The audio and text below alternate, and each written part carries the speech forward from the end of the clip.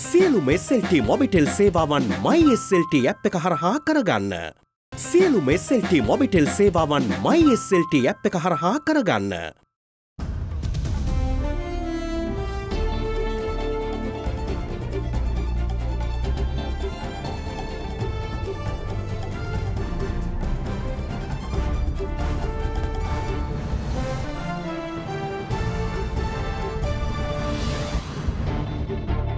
Tonight, relief. While Petco and Lanka IOC slash fuel prices from 10 p.m. tonight, the Energy Minister announces plans to distribute fuel via mobile fuel truck dispensers. Need of the hour. Acting President Ranil Wickremesinghe calls for a ceasefire in the Russia-Ukraine war. Says sanctioning Russia further increases the global food crisis. The sanctions won't bring Russia to its knees, but it will bring the rest of the third world to its knees. Grim outlook. Sri Lanka's economy to contract by more than 6% this year, says CBSL Governor Dr. Nandalal Veerasinghe. Neighbourhood first. Indian government calls for an all-party meeting to discuss Sri Lanka's crisis situation. All this and much more coming up tonight on First at 9, this Sunday, the 17th of July, 2022. නව life බොයි කොහොම ස්වභාවික කොහොම සාරය සමග හානිකර පැරබන් රහිතයි. From AdaDerana, this is AdaDerana First at 9. Live from Studio 24 in Colombo. Good evening and welcome to AdaDerana 24's English News. I'm Andrew Bernard. Now in your top stories for tonight, the acting president Ranil Wickremesinghe says that sanctioning Russia due to their war with Ukraine will not bring Russia to its knees other than increasing the ongoing global food crisis, which will severely affect countries in the third world. Addressing an international panel discussion focused on preventing global hunger and famine, the acting president said that Russia has a responsibility to call for a ceasefire and Ukraine needs to be ready to hold talks following that. He also went on to say that Ukraine must not put any condition before discussions with Russia. The issues we have regarding hunger are partly man-made, self-made in Sri Lanka, and others are affected by what is happening outside. The global crisis and an internal crisis both have come together and brought us to a level where many estimate as much as 6 million are facing malnutrition. Other reports which I have even say 7.5 million are facing this malnutrition. We have 24 million metric tons of rice every year grown here to ensure that we are self-sufficient. Today, as a result of us not using fertilizer, the output is about 16 million metric tons. Then 1/3 of our requirements have to be obtained from abroad. We have at the moment rice for 8 months. What do we do for the next 4 months? We have to put in other substitutes. We are planning a food security program. Then we are now also facing the next season of paddy cultivation, the long season which begins in September, October. If we can provide fertilizer and feed for this Maha season, what we call 2023, then we can be self-sufficient in rice and get the real economy functioning as far as agriculture is concerned. But we do have a problem, and that problem is we need 600 million US for fertilizer. At the moment, we have only 300 million US. Our economy is contracting. It will be about minus 6% this year. Then you can think of the loss of jobs and how many more jobs will be lost in the coming year. There is a widespread hunger throughout the country. And this widespread hunger as well as a shortage of fuel, both are resulting in the political turbulence in Sri Lanka. So remember, we are only a test case. Many other countries will have to face the turbulence, and they are not as bad as us, the economy. What are you all going to do? How are you going to handle the political turbulence? We have to think out of the box. What we need is a solution. The G7 has come up with a global alliance for food security together with the World Bank. And they are offering us now $14 billion to obtain food to strengthen agricultural productivity. But we have to do more. And what is affecting us is the Russian-Ukraine war and the sanctions that have been imposed. I want to know whether these sanctions are helping us to overcome the global shortage or is it hampering us? It will be said by the European Union and UK, no, this will not affect you. But it is not the case. It is affecting us. We are all being affected. If food was freely available, then we can easily focus on the next steps. But food is not available. Do you think sanctions will help? It will only drive the prices up. So let's start with the doables. Let us look at the sanctions that are being imposed and ask ourselves, is this necessary? Will these sanctions bring Russia to its knees? The sanctions won't bring Russia to its knees, but it will bring the rest of the third world to its knees. So this is the major issue we have. And just as much as you are giving us 14 billion US, remember something like 100 billion US is being spent on the Ukraine war by all the parties concerned that are supplying Ukraine. So we have 14 billion here and we have 100 billion spent on war. That cannot go on. It's not only the fault of the EU. Russia has a responsibility. They must call for a ceasefire. When the Russians call a ceasefire, Ukraine must be ready to discuss. They can discuss any issue they have, but don't put conditions before the discussion. Now, parliamentarians are expected to vote a member into the office of president on Wednesday the 20th of July after the post fell vacant with the resignation of Gotabaya Rajapaksa. Nominations will be handed over to the Speaker of Parliament on the 19th of July. With just 2 days away for the Parliament to reconvene, Acting President Ranil Wickremesinghe has instructed security forces to investigate those influencing members of Parliament through social media on the vote for presidency. According to Article 40 of the Sri Lankan Constitution, which lays out the steps needed to be taken following the office of the President becoming vacant prior to his term of office expiring, the successor needs to be elected to the remaining period via a parliamentary vote held within 1 month from the date on which the office fell vacant. With that being the case, party leaders during their discussions with Speaker Mahinda Yapa Abewardana agreed to hold the parliamentary vote on the 20th of July to elect a president in a bid to usher political stability. On Tuesday, the 19th of July, parliamentarians can present their nominations for the presidency to the Speaker.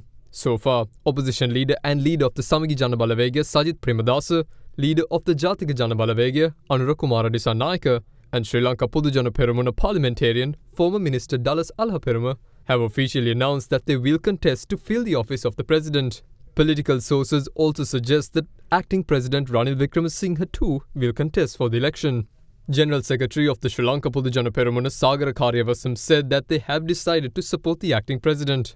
However, Chairman of SLPP Professor G.L. Pires said the party will support MP Dallas Alhaperuma and questioned the basis on which Karyavasam publicly announced the party's support to Ranil Wickremesinghe. Meanwhile, SLPP MP Prasanna Ranatunga said today that the party will decide whom to support following the submission of nominations. With 3 more days remaining to the vote, Acting President Ranil Wickremesinghe has instructed security forces to investigate those who are influencing members of parliament through social media by obstructing the right to vote freely during the election. The acting president instructed to conduct relevant investigations under the Powers and Privileges Act of the Parliament and relevant criminal laws. In the meantime, parliamentarians of the Samagi Jana Balawegaya met today at the opposition leader's office to discuss the vote for presidency. ජනාධිපති ධූර අපේක්ෂක තනතුර සඳහා පක්ෂ නායක සජිත් ප්‍රේමදාස මහතා ඉදිරිපත් වී යුතුයි කියලා තමයි හැමදෙනාම කිව්වේ. ඉතින් අපි මේක තවදුරටත් අනිත් පක්ෂත් එක්ක සාකච්ඡා කරනවා. රනිල් වික්‍රමසිංහ මහත්මයා ජනාධිපති වුණොත් අගමැති ධූරය සජිත් ප්‍රේමදාස මහතාට ලැබුණොත් ගන්න සූදානම්ද? නෑ. සමගි ජන බලවේගයේ තමයි මෙතන පොහොට්ටුවේ පක්ෂයට පස්සේ තිබෙන පාර්ලිමේන්තුවේ තියෙන විශාලම පක්ෂය. ඒ නිසා අපි තමයි පළවෙනි තනතුරට ගන්න ඕනේ ජනාධිපති ධූරය. එතකොට අරගල භූමියෙන් අපිට දීලා තියෙනවා වැඩපිළිවෙලක්. කරුණු 13ක. එතකොට ඒකේ මහමැතිවරණයට පෙර තිබෙන කරුණු කාරණා අපි එකඟතාවයක් අපි පළ කරලා තිබෙනවා. දැන් අපි මේ එකඟතාවය ඩලස් මැතිතුමාගේ පාර්ශ්වයත් එක්ක හා අනිකුත් පාර්ශ්වයත් එක්ක සාකච්ඡා කළ යුතුයි. ඒ සඳහා වූ සර්වපාක්ෂික රජයක් අපි බිහි කරනවා. පක්ෂ 11 සහාය ලැබෙලා තියෙද? පක්ෂ 11 සහායත් අපි දෙගොල්ලෝ එකට එකතු වෙලා තරඟ කරනකොට ඒක සඳහා අපිට ලැබෙනවා. In the meantime, leader of the Jatika Jana Balawegaya Anura Kumara Dissanayaka had this to say. ජනාධිපති ධූරයට සහ අග්‍රාමාත්‍ය ධූරයට අනාගත බලව්‍යාපෘතියක් නොවන දින්නෙක තෝරා ගන්නවා නම් එළබෙන සර්වපාක්ෂික ආණ්ඩුවට අපි සහාය දෙන පමණක් නෙවෙයි හැදෙන සර්වපාක්ෂික ආණ්ඩුවේ වගකීම් බාර ගන්නත් අපි ලෑස්ති. එහෙමනම් අපි අපේක්ෂකත්වය අයින් කර ගන්නත් ලෑස්ති. හැබැයි ඒ යෝජනාව ක්‍රියාත්මක නොවන්නේ නම් මම තරඟවදිනවා. ඒක ආපහු අස් කරගන්නේ නෑ.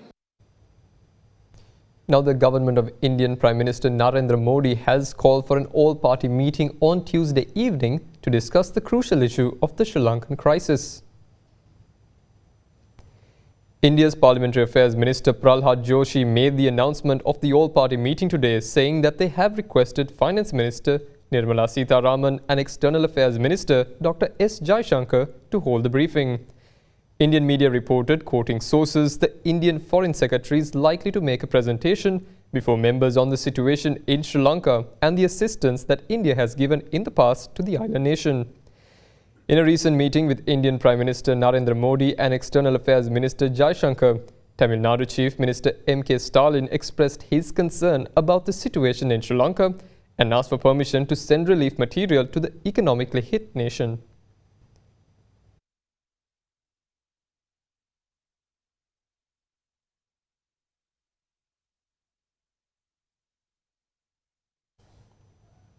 Now, India yesterday assured that it will continue to support democratically and stability and the economic recovery of Sri Lanka, which is at a crucial juncture amid the unprecedented political crisis and economic turmoil. The assurance was extended to Speaker Mahinda Yapa Abeyewardena by Indian High Commissioner Gopal Bagle. During the meeting, High Commissioner Bagle has appreciated Parliament's role in upholding democracy and constitutional framework, especially at this crucial juncture.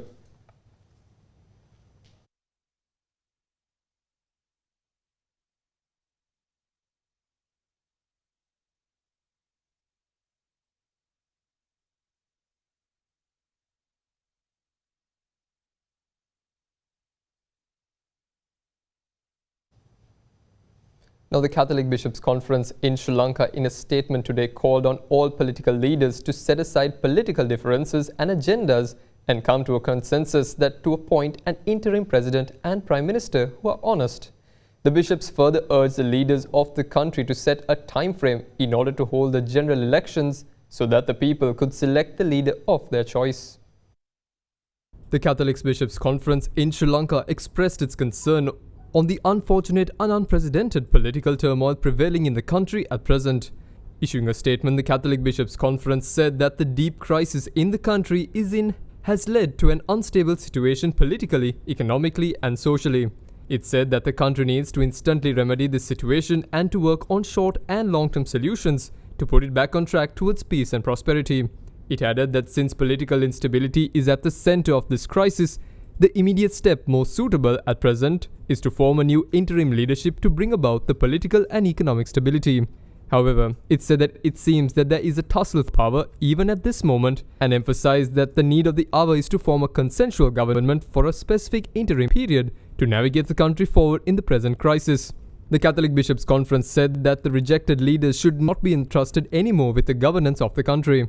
As such, it urged all parliamentarians to set aside their political differences and agendas and come to a consensus to appoint an interim president and a prime minister who is honest and able to muster everyone's confidence.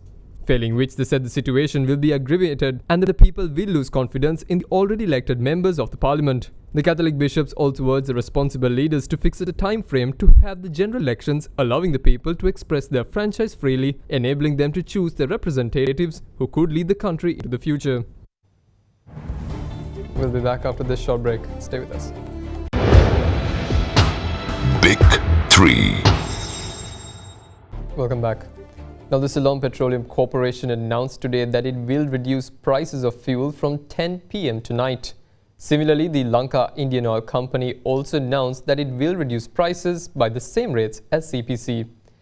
The price of a litre of 92-octane petrol has been reduced by 20 rupees, while 95-octane petrol was reduced by 10 rupees per litre. As such, the news price of a litre of 92-octane petrol is 450 rupees a litre, while a litre of 95-octane petrol is now 540 rupees. The price of a litre of auto diesel was also reduced by 20 rupees, making it now available at 440 rupees a litre.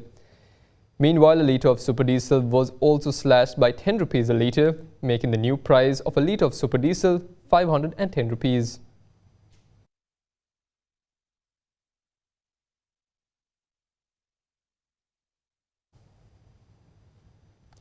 Now, Minister of Power and Energy Kanchana Wijesekara announced today that a pilot project will be implemented across the island to dispense fuel using fuel truck dispensers.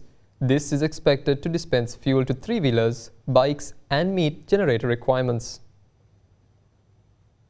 The Ministry of Power and Energy announced yesterday that a national fuel pass allowing vehicle owners to procure guaranteed fuel quota for the week would be introduced. Consumers can now register one vehicle using their national identity card, passport number or business registration number by visiting fuelpass.gov.lk. Once the registration is complete, a QR code will be issued upon registration. Minister of Power and Energy Kanchana Wijesekara went on to say that consumers will be able to obtain fuel twice a week according to the last digit of their number plate using the QR code assigned to them. Accordingly, vehicles with number plates ending with 0, 1 or 2 can get fuel on Mondays and Thursdays, while vehicles with number plates ending with 3, 4 or 5 can get Tuesdays and Fridays. Further, people with number plates ending with 6, 7, 8 or 9 would be able to get fuel on Wednesdays, Saturdays and Sundays. Further to this announcement, the minister said today that the National Fuel Pass will be upgraded in the next few days to give an option for businesses and organizations that operate multiple vehicles to register all their vehicles with a business registration number. As such, each vehicle will be given a specific QR code after verification. The minister then went on to say that they also hope to implement mobile fuel dispensers island-wide as a pilot project to supply three-wheelers and generator requirements. Fuel truck dispensers will be used in large open spaces away from fuel stations for three-wheelers, delivery bikes and cans. However, since the announcement of registration online, multiple technical difficulties have been reported in the process due to the heavy user traffic directed to the website.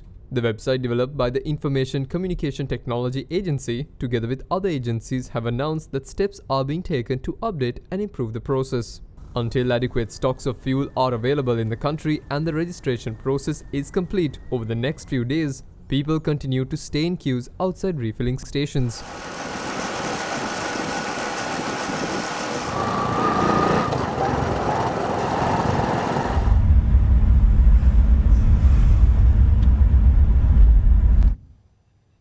Now, Justice Minister Dr. Vijaydas Rajapaksa has requested the Prisons Department to provide all documents to consider matters necessary to grant former Member of Parliament Ranjan Ramanayake a pardon.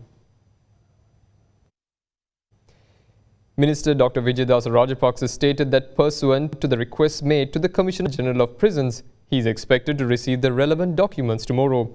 It is reported that as per instructions of Acting President Ranil Wickremesinghe, former Member of Parliament Ranjan Ramanayake will be released under a presidential pardon.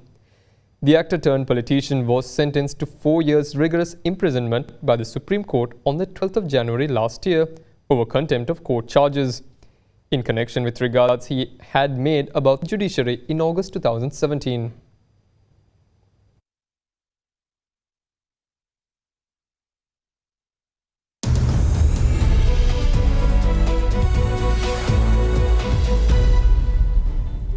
Welcome back. In your business news, former German Human Rights Commissioner and member of federal government of Germany Markus Loning is of the view that investors would once again look for Sri Lanka once the government brings a sound economic policy and demonstrate their commitment to resolve the multiple crises encountered by the country.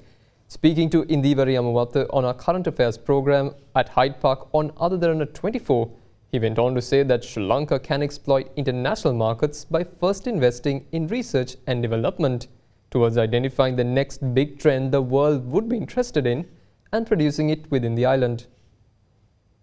How do we use this crisis now to transform it into a land of opportunities that you spoke of in the short term? First of all, I think you need to put yourself back on the map in a positive sense. And business should be part of that because they add something. And secondly, I think putting yourself in a positive sense back on the map of people is also overcoming the current political crisis and the economic crisis that you have. So it's very important to have a government in place that will show stability and that will work on the real problem and not promise things they cannot pay for, but also be, tell people, this is not going to be an easy Sunday walk, we're all going to work hard, but that gives us the chance to overcome that and to move into new directions. So it needs stability, political stability. It needs political leaders that take things in their hand, but it also takes business leaders or other community leaders that support that and say, okay, let's move forward together. Maybe also overcome political debate here and there when it's